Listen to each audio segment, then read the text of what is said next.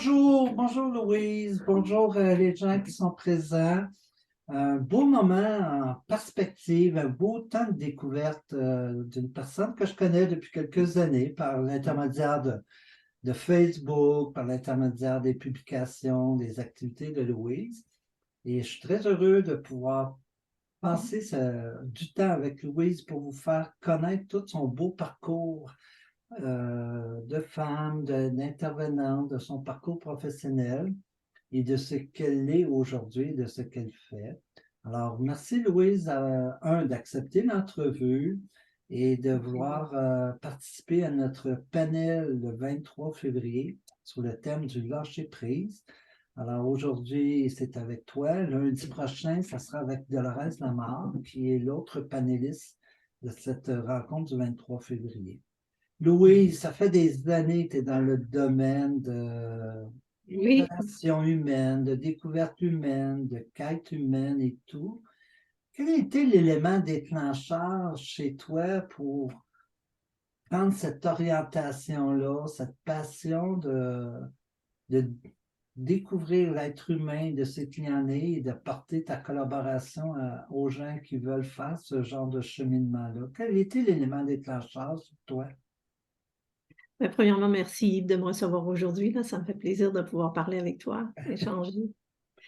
Euh, J'étais dans mon ancienne vie, vous savez, on dit souvent ça dans mon ancienne vie, j'étais chasseur de tête. Alors, j'étais en recherche de cadre. OK. OK? Je travaillais pour la grande entreprise et donc j'aidais des grandes entreprises à aller chercher des cadres supérieurs. Et puis, fait que j'étais dans un domaine humain, mais pas de la croissance personnelle à cette époque-là. Et à un moment donné, j'ai pris une année sabbatique parce que j'étais excessivement fatiguée. C'était un emploi qui était difficile. Typiquement, c'est un poste pour femmes, pour hommes, ça, au début. Hein, les chasseurs de tête, là, c'était des hommes, là. En tout cas, alors je prends une année sabbatique et pendant cette période-là, mon mari, à l'époque, décide qu'il ne voulait plus être mon mari. OK? OK. Alors, ce qui est arrivé, c'est que j'étais complètement abasourdie parce que dans cette année sabbatique-là, bien évidemment, je m'étais retirée du monde du travail et tout. Et ça m'a emmené, vous savez, il y a un film à un moment donné qui est sorti avec Jim Carrey, c'était Yes Man. Je ne sais pas si tu te souviens de ça, Oui, ça fait Yes pas Man. longtemps. Oui. Et moi, en 2009, j'ai décidé de faire Yes Woman, OK? Parce que là, j'étais comme tannée. Mon divorce, ça s'est passé en 2008. J'ai pleuré toute l'année 2008 et en janvier 2009, j'ai dit là, ça va faire, OK? Alors, je me suis mis à dire oui à tout et donc, si quelqu'un m'invitait à aller voir un film, je n'aimais pas ça, j'y allais quand même. Tu sais, j'étais comme ouverte à tout. Puis cette ouverture-là, ce genre de oui que j'ai dit a transformé ma vie parce qu'évidemment, ça m'a emmené à des endroits où est-ce que, bon, je ne voulais pas y aller pantoute, mais finalement, OK. un jour, je suis allée à une conférence et puis on annonçait une fin de semaine de demander et vous recevrez. Fait que vu que j'avais dit oui à tout, j'ai dit, il faut que j'aille. OK? Alors, je m'inscris à cette conférence-là, à Avec demander vous Morancy. avec Pierre Morancy, exactement. Et là, je rencontre une femme qui fait la PNL, la programmation neurolinguistique. Hasard, elle était assise tout près de moi dans l'entrée, là, et puis on s'est mis à jaser de ça. Puis ça l'a comme planté une graine dans ma tête. Et bon. Et avec mon oui de 2009, j'avais commencé aussi à faire du bénévolat pour Télaide. OK? Alors, je faisais de l'écoute active pour Télaide, les quarts de nuit, tout ça, il fallait aller chez Télaide. Alors, Télaide, pour ceux qui ne connaissent pas, c'est une ligne téléphonique pour les personnes en détresse là, qui est ouverte 24 heures sur 24. Donc, j'ai pris les cours d'écoute active, j'ai monté un programme de formation d'écoute active pour Télaide, j'ai donné la formation d'écoute active à des bénévoles dans des hôpitaux, dans des CHSLD, bon, à plusieurs reprises pour le compte de Télaide, pour mon compte personnel. Et ce que ça a fait quand j'étais à Télaide, c'est que j'entendais la misère humaine, j'entendais la Détresse. souffrance, la détresse. Je me comparais à ça, il n'y avait rien de comparable du tout.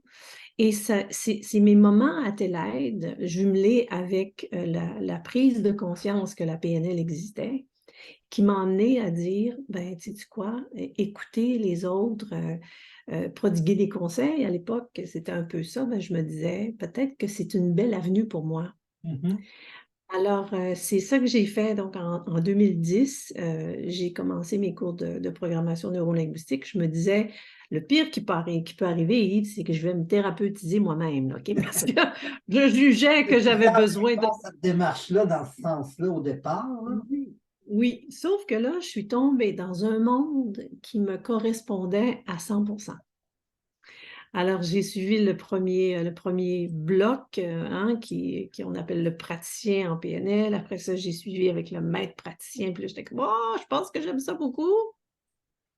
Et j'ai continué avec la formation de coach. Et puis, j'ai tellement aimé ça que j'ai suivi aussi la formation d'enseignante. Et là, après ça, je me suis mis à enseigner pour différentes écoles de coaching au Québec. J'ai enseigné à l'international aussi pour mon compte personnel et tout. Donc, Fait que et là, c'est comme ça que chasseuse de tête, tu es devenue, comment je dirais ça, une spécialiste de la PNL en offrant toute ta richesse de connaissances et d'expériences humaines en forme d'enseignement et en accompagnement individuel. exactement, exactement. Et étant donné que j'étais déjà comme assez bonne en écoute, Ouais. parce que avec l'écoute active, puis en plus, quand je faisais mon travail de chasseur de tête, j'étais toujours au téléphone, donc ça aiguise beaucoup l'écoute. Mais en tout cas, la PNL, ça m'a emmené à un autre niveau d'écoute. Et c'est comme ça que j'ai avancé et j'ai écrit un livre sur la créativité en 2012. Donc, quand j'ai gradué de mon école de coaching, à peu près 2 semaines plus tard, je remettais mon manuscrit pour mon livre en créativité. Donc, tout ça, ça s'est comme passé au même moment. Mais je pense que ce qui a vraiment créé ce virage-là, c'est le oui que j'ai dit. Le oui que j'ai dit Cette passion-là que j'entends chez toi à- d'enseigner, hein, de transmettre tes connaissances, transmettre tes expériences, que ce soit avec tes aides ou par l'intermédiaire de la PNL, est-ce que c'est de là, cette passion d'enseignement a fait que tu as créé l'Institut de coaching holistique? Ben, écoute, tu vois, à TELAID, tout de suite quand j'étais à TELAID, j'avais suivi des cours tu sais, train the trainer, là, tu sais, la formation du formateur, et puis j'avais donné de la formation pour TELAID. Donc, je me suis reconnue la fibre de l'enseignante, tu sais. C'était pas nécessairement clair et conscient pour moi avant. Mais donc, une fois que j'ai suivi mon cours d'enseignante, j'avais senti cette crédibilité-là, hein, cette validité pour faire ce que je faisais. Et j'ai commencé à donner des formations, des conférences dans différents endroits. OK?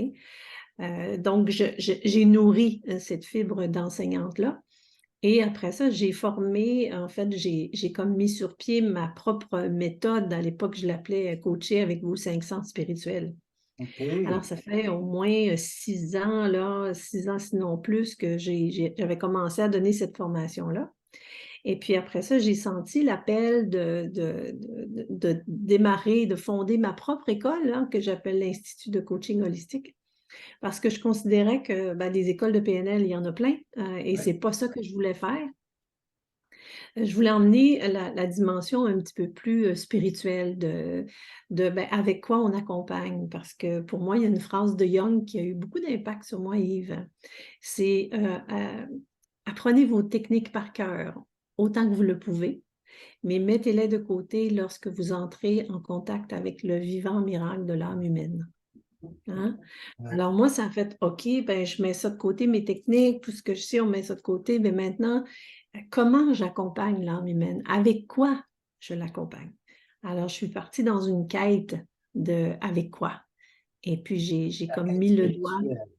oui, sur la dimension du cœur, la dimension de la conscience, la dimension de la créativité, bien sûr, parce que pour moi, c'est une intelligence aussi. Fait que j'ai mis comme dans un seul paquet 6, moi, je considère 6 intelligences qui fait que ça peut nous aider énormément dans la vie, premièrement, mais aussi en tant que professionnel du mieux-être, que ce soit coach, ostéopathe, massothérapeute, je pense que ça peut servir à beaucoup, Y en beaucoup de a-tu gens un qui sont... mot holistique relève de ce volet-là, des 6 formes d'intelligence?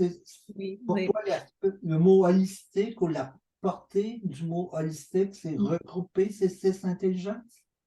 Ça peut, parce que Guy, le mot holistique veut dire global. Oui. OK? Le mot holistique, ça n'a rien d'ésotérique, là. Ça veut dire global. Puis pour moi, c'est pour être capable d'accompagner l'autre dans sa globalité. OK? Je dois moi-même être un instrument où est-ce que j'ai travaillé mes dimensions dans ma globalité pour pouvoir accompagner l'autre dans toutes les dimensions de son être. OK? Alors, pour moi, c'est ça. C'est que c'est pas juste une facette, c'est OK. Quand le client est avec moi, le client est avec moi, c'est quel outil je vais chercher dans mon sac à dos, là. OK? Est-ce que c'est quelque chose de mon intelligence créative qui est là? Est-ce que c'est plus mon intelligence intuitive? C'est comme j'allume toutes les lumières, y compris la langue des oiseaux, OK? J'allume tout ça et puis avec ça, je décide qu'est-ce qui serait le plus utile pour mon client à ce moment-là. Donc, Effectivement. c'est une... Quand on est dans une forme de cheminement ou de questionnement ou de quête, souvent on part sur un élément, mais on ne réalise pas qu'il y a un impact aussi sur d'autres éléments de notre vie, hein. De là, l'aspect de la globalité, je trouve ça intéressant parce que l'être humain n'est pas fait d'une variable, puis il n'y a pas une vérité précise dans tout développement ou toute démarche spirituelle ou méditative ou psychologique ou quoi. Alors, je trouve Exact. l'aspect d'une approche globale, une approche holistique, euh, je trouve qu'elle est juste pour aider quelqu'un de ce côté-là. Mais le processus doit quand même être assez long pour faire le tour de ces 6 intelligences-là ou ces 6 aspects-là. Bien, comment je pourrais dire? Je peux t'enseigner ça en 2 heures, OK? Mhm. Mais l'idée, c'est pas ça. C'est qu'il faut faire, je dis, il faut faire descendre, hein. L'information, elle est là, mais il faut la faire descendre dans le cœur et puis dans son âme aussi. Alors, c'est là où est-ce que ça devient un petit peu plus truqué. Donc, il y a des étapes, j'offre des exercices, de l'introspection, du coaching, pour en arriver justement à comprendre, mais pas comprendre avec ma tête, mais comprendre avec mon cœur, intégrer les notions, les enseignements pour que ça aille vraiment dans le fond de moi, tu vois, pour que ça ait un impact. Alors, les Alors, gens qui peuvent être intéressés par cette approche-là, dans ton institut, tu vas amener les gens à visiter chacune de ces intelligences-là pour voir le tout, hein, voir la globalité. C'est un peu ça? exactement, exactement.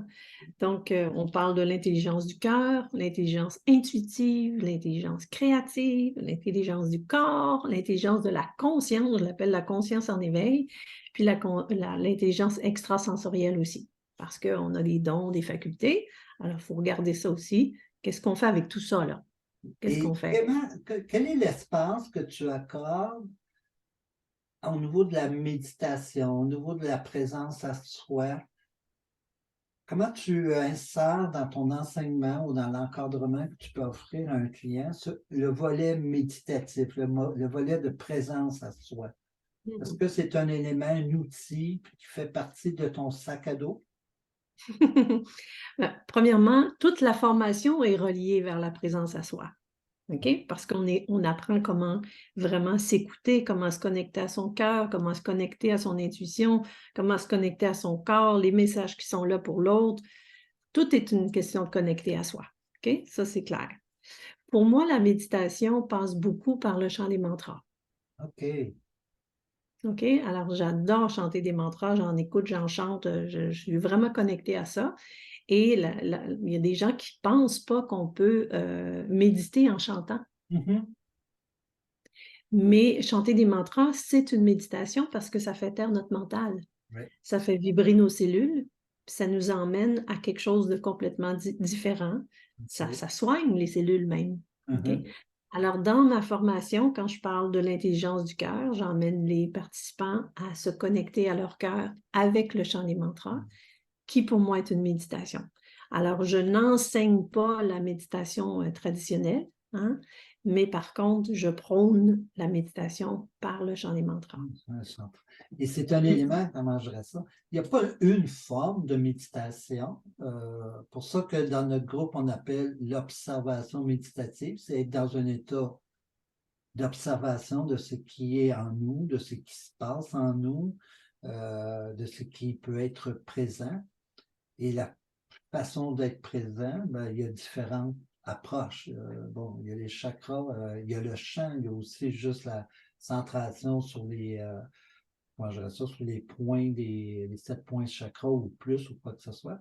Mais chez toi, c'est par le chant des chakras que tu amènes les gens dans une forme d'auto-méditative de ce côté-là. C'est bien ça? Oui, ben c'est pas le chant des chakras, on appelle ça les bija mantras. Ah, OK? C'est des bija mantras. Chaque chakra a son bija mantra, ouais, hein, que c'est un mot, c'est juste 3 lettres, par ouais. exemple. Mais c'est pas ça nécessairement que j'enseigne dans la formation.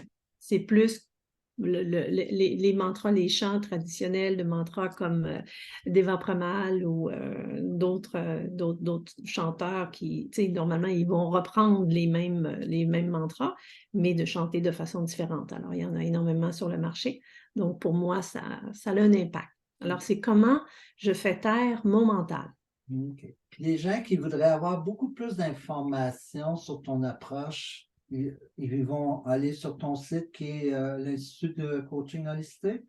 Oui, institutdecoachingholistique.com. Hein. Alors, j'ai différents niveaux de formation. J'ai le niveau d'introduction, on appelle ça l'attestation, c'est tout enregistré déjà. Le niveau certification, c'est de la formation continue pour les gens qui ont déjà peut-être un diplôme, une formation quelconque ou qui veulent aller plus loin. En tout Qui cas, est minimum, complémentaire c'est des gens à leur qui veulent formation. aller plus loin. Oui, oui, qui veulent amener la dimension spirituelle et holistique dans leur pratique. Puis, j'offre aussi une formation, j'appelle Propulsion. C'est pour les gens qui veulent lancer ou relancer leur entreprise. Alors, on fait l'alignement avec eux, l'alignement stratégique, le Oui, logo. parle-nous de cette belle activité des fois que tu offres, qui est l'écoute des chants des oiseaux. Ah oui, ben là, en fait, on n'écoute pas le chant des oiseaux. C'est le fun de faire ça, mais la langue des oiseaux, c'est une langue ancienne, en fait, hein, qui existe depuis des centaines et des centaines d'années, pour ne pas dire des milliers d'années, qui était utilisée par comment je pourrais dire, les riches de l'époque, n'est-ce pas, qui s'étaient inventé une langue pour pas que les gens autour d'eux, les servants, etc., qui comprennent. OK? Alors, ça a commencé comme ça. Puis pourquoi on appelle la langue des oiseaux? Parce que les oiseaux sont reliés entre le ciel et la terre. Oui. OK? Alors, c'est une langue qui vient de notre inconscient, en fait, parce que les gens comment je pourrais dire, n'utilisent pas les mots qu'ils utilisent par hasard. OK? Freud a beaucoup parlé des lapsus, par exemple. OK? Alors, les lapsus, quand on utilise un mot puis on ne voulait pas dire ce mot-là, ben, finalement, notre inconscient, il voulait lui. Il voulait exactement dire ce mot-là. Donc, ce que j'enseigne dans la formation accompagnée avec la langue des oiseaux, c'est comment utiliser les mots de la personne. Hein, quand elle s'exprime, elle parle de sa problématique, par exemple. Comment utiliser les mots pour lui offrir un reflet de la solution pour elle? Qu'est-ce qui pourrait être la solution pour elle? OK? On dit à Donc, travers des mots d'une personne, oui, on l'amène oui, à prendre conscience des mots qu'elle utilise, parce que chaque mot a un sens des fois très différent d'une personne à l'autre, surtout quand on est dans une situation émotive ou de détresse ou quoi. Mais ce que j'entends, c'est que tu fais découvrir par l'utilisation des mots d'une personne une forme de solution qui est cachée en arrière de ça. c'est ça. Puis je vais te donner un exemple parce qu'il n'y a rien de mieux qu'un exemple. Hein? À un moment donné, il y a une personne qui vient me voir dans mon bureau, puis c'est le meilleur exemple que je peux donner, dans le fond. Et puis, en s'assoyant sur la chaise de coaching, elle me dit, « Ah, je ne sais pas si je vais vendre ma maison parce que ma relation avec mon mari est terminée. » OK? Mais moi, le mot terminé, là, il a résonné d'une façon différente à l'intérieur de moi. OK? Ça a fait terre, T-E-R-R-E, espace, miné. C'est une terminée. Alors, le reflet que je lui ai fait, j'ai dit, est-ce que c'est possible que cette maison-là soit une terminée? OK? Et là, elle a fait ça, comme ça, puis elle a dit, oh mon Dieu, oui, parce que mon mari, écoutez bien ça, s'est fait arrêter pour cyberpédophilie dans la maison. Et son bureau était dans la maison. Oh my OK? God. Donc, la réaction qu'elle a eue, c'est, ah, ben, il faut absolument que je la vende, cette maison-là. Je m'en vais chez nous, puis je vais parler à un agent d'immeuble tout de suite. OK? La Fait terre que était minée. c'est ça. Alors, c'est pas juste la relation qui était terminée, c'est la maison qui était une terminée. Alors, le mot qu'elle a utilisé m'a emmené, moi, en écoutant avec mes oreilles internes puis mes oreilles externes, Et ton hein, corps. m'a emmené, avec mon intuition aussi, à lui faire un reflet différent. Puis ce reflet différent-là, hein, étant donné qu'on peut séparer le mot en deux mots, etc., c'est ça qui lui a emmené sa solution. C'est pas moi qui lui ai dit, ben oui, écoute, c'est normal, va parler à un agent d'immeuble tout de suite. Non, non, non. C'est elle qui est arrivée avec sa propre solution. Tu comprends? Alors, la langue des oiseaux, elle s'infiltre comme ça, les mots s'infiltrent dans le vocabulaire, mais portent en eux-mêmes les solutions.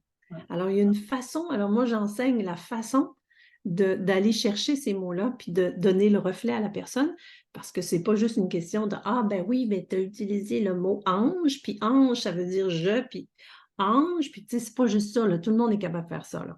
OK? Non, non, c'est de la façon, j'ose même dire, thérapeutique. Oui, définitivement. Hein? C'est ça. Alors, c'est un autre niveau. C'est comme l'écoute à multiniveau, Yves. Je trouve ça intéressant parce que ça fait une belle introduction ou enchaînement sur ta présence à notre panel, comment vivre le lâcher-prise.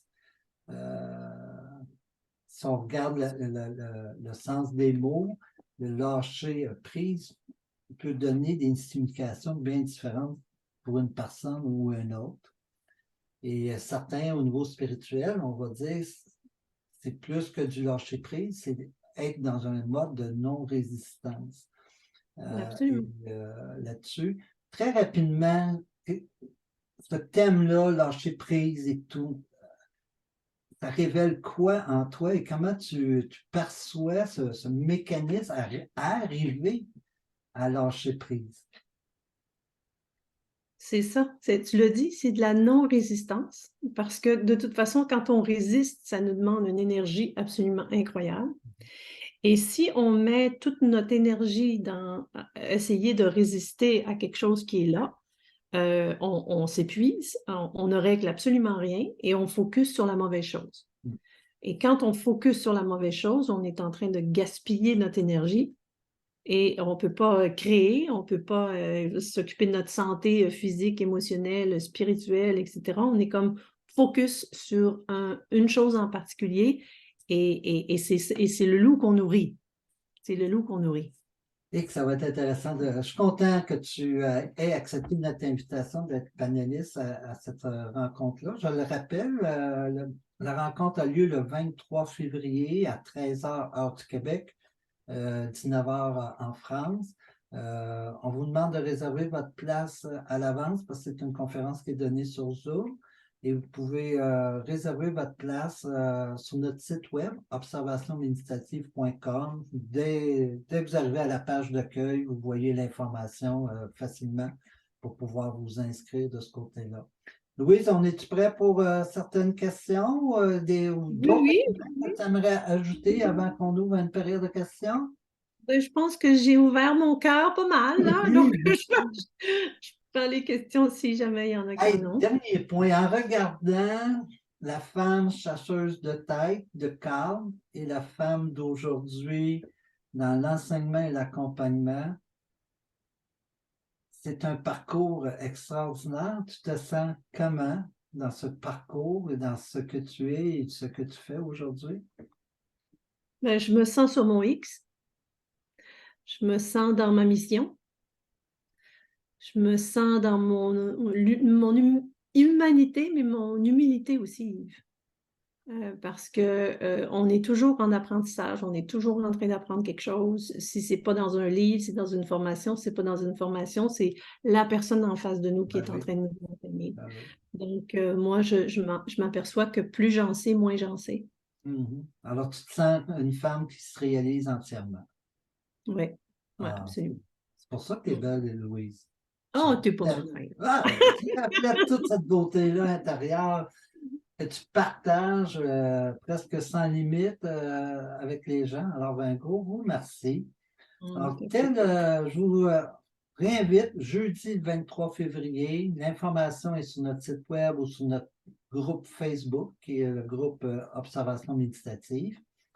Et on va passer à la période des questions. Alors, on va arrêter l'enregistrement tel que dit au début, par question d'éthique et confidentialité.